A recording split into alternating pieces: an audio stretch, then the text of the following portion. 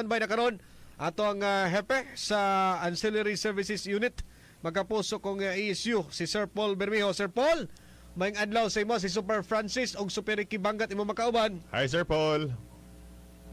Yes, may buntag for Francis and Super Ricky.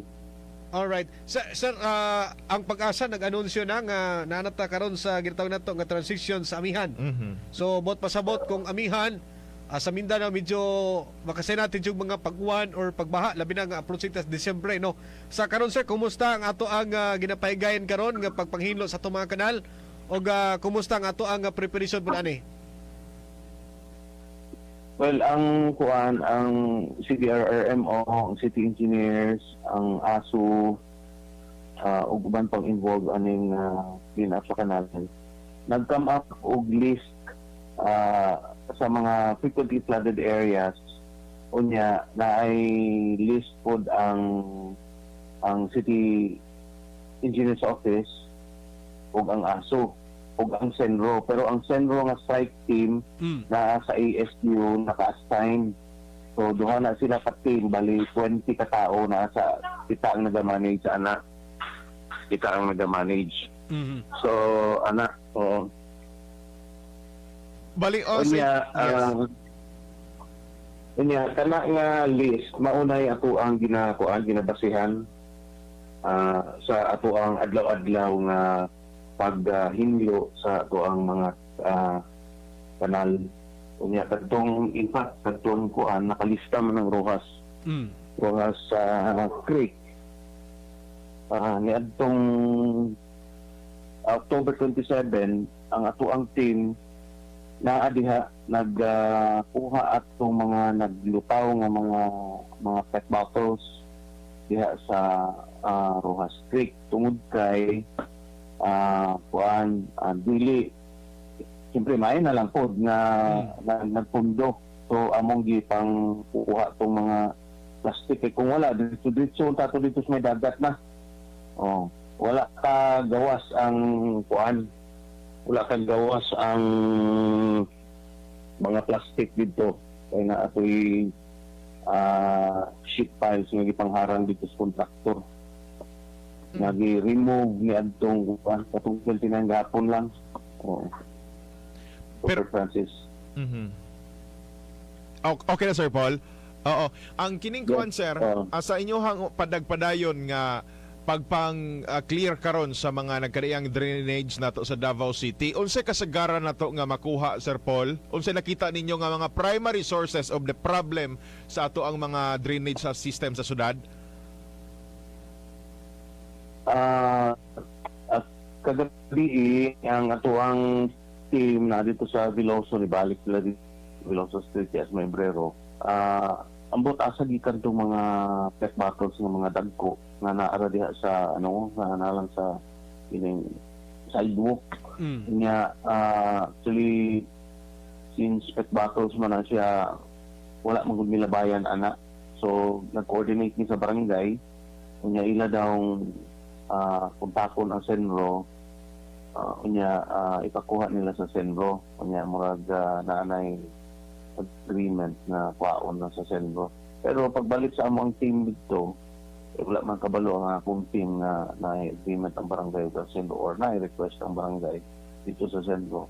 Pero gibalikan dito sa akong team kagabi naa pa man tong mga pet bottles dito na naambot sa sulod ato siguro misuglan tugtog kanang mga plastic. Mayon tato kaya ang pet bottle sudlan nimo plastic. Pero gamiton nimo recycle pud nimo. Pero since kato i-dump lang dito siya sa sidewalk as may Veloso Street may Membrero. So gikuha na lang pud to sa kuang sa kuang team no sa combined team na siya sa ESU ug Senro. Gikuha to siya sa team tawag naman na kung magbaha sila ng gapon ang ato ang gina-deploy. So, kuha kunya ang uban nadiri sa Alomo kagabi overgrown na ang mga sagbot. So usahay ang inlet sa gutter dili na kasulod ang tubig kung mag-ulan. So gihinluan nato tong kuan, tong ipakita nato tong sidewalk, i-appeal na nato ang mga inlet sa paghawan para kung mag-ulan, maka-accommodate sa rainwater ang ato ang mga drainage system. Mao na pinaka-problema kay ang kuan manggod, ang project manggod sa DPWH ang butong tanan na turnover naman sa local government unit. Kaya ang nag-maintain ana ang ancillary services unit man, wala man ang pati ang barangay diri sa mga mag-request. So, unya ang DPWH makitaan man ako sila diri sa may kining uban nga national road na ginakuan pud nila og nag-accumulate na nga mga balas ang sidewalk ug ang gutter, unya ginahinuan pud nila ang mga pero panagsa lang nako na sila makita, not all the time. Pero ang ancillary services unit, since naanatay late, nagipasa sa City Engineer's Office ato, mauna to yung ginasubay na trabaho. Sir Paul, kada adlaw ninyo nga pagpanghinlo sa mga kanal o mga drainage ba? Unsa kadaghan gyapon nga mga basura to makuha? Well, makakuha isa lang man nakabuo ang ato ang dump truck. Naghantag team na panggabi, siyempre na ay 20 katao nga gikan sa Senro, kanya na ako'y 15 katao gikan sa services unit. Usahin mo lain-lain na silag area. Usahin mo lagari nga ito ang dump truck kay mapuno naman na sa Senro. Kanya, usahin dili na makuha itong mga nabwa sa aso. So, imuan na lang namo nagpaagi. Kay request 2022 pa man request namo ng dump truck additional pero until karon wala pa man na compute. Tulad mi kay sa City Engineers Office nga wala man ta dump truck, wala may tugon pero sige lang. Himuon na lang namo kung sa among mahimo pero puno na termi ang ato ang dump truck kada gabi. Wala pay labot nga natay tulo ka team sa pangbuntag. Kunya ang tulo na to ka team sa pangbuntag, daman tayo isa ka dump truck nga gikan sa City Engineer's Office pero buntag lang na siya gina-deploy. Kaya di man available ang driver nila kung gabi. So paggabi, isa na lang ka dump truck. Duha ka dump truck sa buntag. Mapuno na nato permi ang mga dump trucks nga gipang deploy nato diri sa ancillary services unit sa security. Lastly, Sir Paul, imong mensahe sir sa katawhan, labi pa nagapoy makita na itong mga basura no sa syudad. Imong mensahe sir og mga panawagan og uban pa. Go ahead, Sir Paul.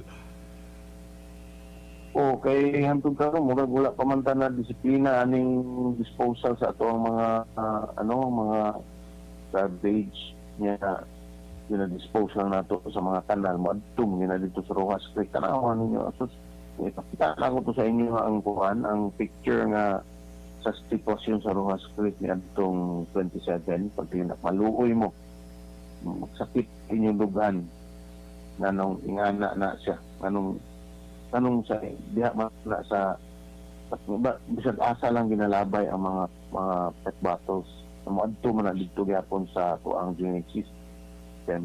Kung giabrihan tong steel piles, kagahapon naman to na-remove, diretso na to sa dagat. Kanya ang sulti sa engineer diha, sa mga contractor na tungo daw sa high tide, so dili bisa pag unsaon na siya high tide, kung may steel pile diha nga nakabara diha sa Rojas Creek, adoong dito sa gawa sa outfall na sa dagat, di na siya mahubas diha. Unya dugay na may nagsabot diha nga pantayan lagi nila na kay kung mag-ulan kusog tanggalon dahil nila tong ilang giharang dito para ang tubig sa Rojas Avenue dili mag-overflow. Kailang atong pag-overflow ni atong 28 na human nami og atong 27 niya gikuha na nila ang steel piles niya atong gapon 29 niya promise sila nga bantayan nila nga dugay naman na namo ginasuggest sa ilang pabantayan. Basig na to siguro itong bantay nila pag ulan kusog. So dili tamang labay og mga basuran sa asa lang katulang Super 50 ug Super Francis. Ayan, Sir Paul, salamat kay Thank sir you, ha. Sir Paul. Thank you. Sige, okay. Super Radio One-on-One Interview.